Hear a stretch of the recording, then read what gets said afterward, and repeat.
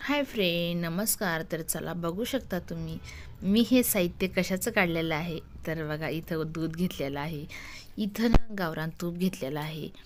तर तुम्ही बघू शकतात हे म्हशीचं तूप आहे. तर चला, इथं मी ना अर्धी वाटी आपली अख्खी साखर, अर्धी वाटी पिठी साखर आणि 1 वाटी रवा आणि 1 वाटी रवा असा बारीक घेतलेला आहे. तर तुमच्याकडे जाड असेल तर तुम्ही मिक्सरला काढून घेऊ शकतात, बारीक करू शकतात. 1 वाटी मैदा आणि 1 वाटी रवा. तर चला, याला आपण मिक्स करून घेऊया. सर्वात पहिले आपल्याला याला ना मिक्स करून घ्यायचं. याचा एक जीव झाल्याच्या नंतर आपण यामध्ये ना तूप टाकून घेणार आहे. तुम्ही बघू शकता, तर यामध्ये टाकायचं आहे आपल्याला आता तूप. तर चला, एक जीव असा होत आहे. जरी नाही झाला तर आपल्याला याला ना तूप टाकल्याच्या नंतर एक जीव पूर्ण करून घ्यायचा. आणि बघा तुम्ही, हे तूप मी यामध्ये मस्त टाकून घेतलेलं आहे. आपल्याला साधं तूप टाकायचं यामध्ये नाही. एकतर तुम्ही गावरान तूप, गाईचं, म्हशीचं किंवा तेलही वापरू शकतात. तर चला, तर तुम्ही बघू शकता मी हातावर याला कर्ष करून घेत आहे. तर बघा, हातावरती छान मी पीठ भिजून घेतलेलं आहे. पीठ भिजवल्याच्या नंतर ना तर तर बघू शकता तुम्ही, मस्तपैकी मी हातावर त्याला गच्च पीठ करून दाखवते. तर चला, आपलं पीठ मस्तपैकी झालेलं आहे. आणि तुम्ही बघू शकता मी 1 वाटी, छोटीशी वाटी होती ती, आणि एका वाटीनं ना मी 1 वाटी मस्तपैकी दूध टाकून घेतलेलं होतं. आणि नंतर परत मी त्याला ना छानपैकी गाठी होऊ नये म्हणून, तर चला, मी ना परत 1.5 वाटी घेतलेला आहे. 2.5 वाटी असं आपल्याला दूध लागलेलं आहे याला भिजवायला. याला खूप घट्ट भिजवायचं. तुम्ही बघू शकता घट्ट झालेलं आहे. याला आपण ना आता एक टोपली घेऊन छोटीशी, याला 5 मिनटासाठी झाकण ठेवायचं. 5 मिनटाच्या नंतर मी बघितलं, आपलं पीठ असं छानपैकी फुलून गेलेलं होतं. तर चला, इथं मी ना हाताला लावण्यासाठी तेल ठेवलेलं आहे आणि एक काटा चम्मच घेतलेला आहे. आपल्याला त्यावरती ना डिझाईनसारखं बनवायचं आहे छोटंसं. आणि इकडं ना मस्त तळण्याची तयारी पण करून घेतलेली आहे मी. झारे वगैरे, कढई, हे बघा तेल पण तापायला ठेवलेलं आहे. बारीक गॅसवरती तेल तापायला ठेवलं होतं.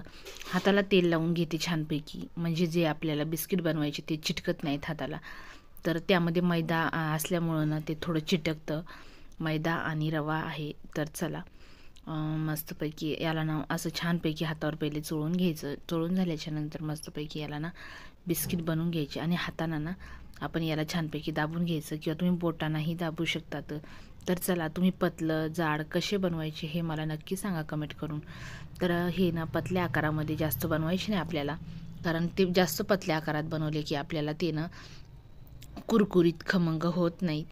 तर खमंग तर होतील पण कुरकुरीत होणार नाहीत. तर आपल्याला याला मिडियम ठेवायचं आहे. बघू शकता तुम्ही, यावरती मी ना काटा चम्मचनं डिझाईन बनवून घेतलेली आहे. पहिले उभा आणि नंतर आडवा.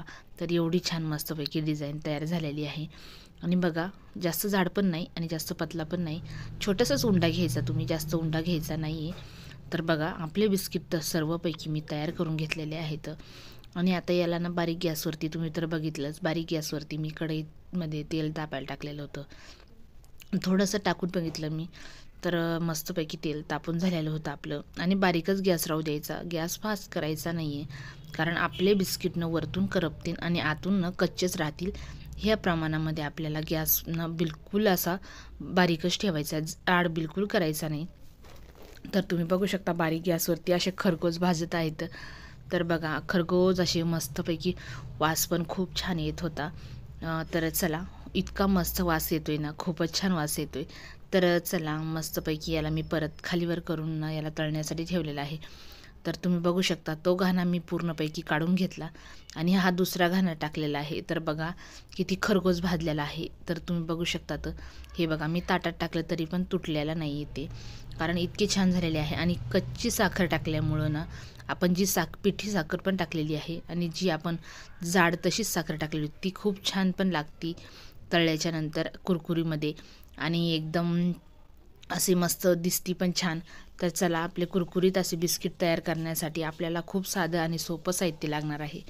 तर चला, तुम्ही नक्कीच करून बघा, कमेंट करून सांगा मला कसे झाले म्हणून. आणि मी ना, माझी मुलगी आज घरी होती, मुलगा मुलगी माझे घरी होते, म्हणून मी ही ना सरप्राईज त्यांना दिलेली होती.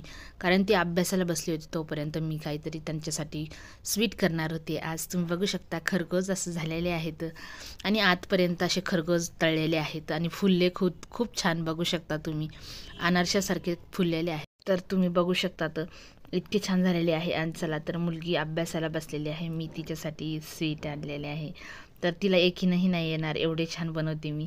कारण तिला नेहमी सांगत असते मी बाहेरून आणलेले येतो. कारण तिला घरी आणलेले म्हटलं ना तर तिला असं वाटतं की जमणार नाही. तर चला आपण बघूया कसे झाले म्हणून विचारते मी तिला. तर चला. वा मम्मी, किती छान झालेले आहे. बाहेरच्या कुकीजपेक्षा बी खूपच छान झालेले आहे. मला यकीनच नाही होते की तू घरी बनवलेले आहेत ते.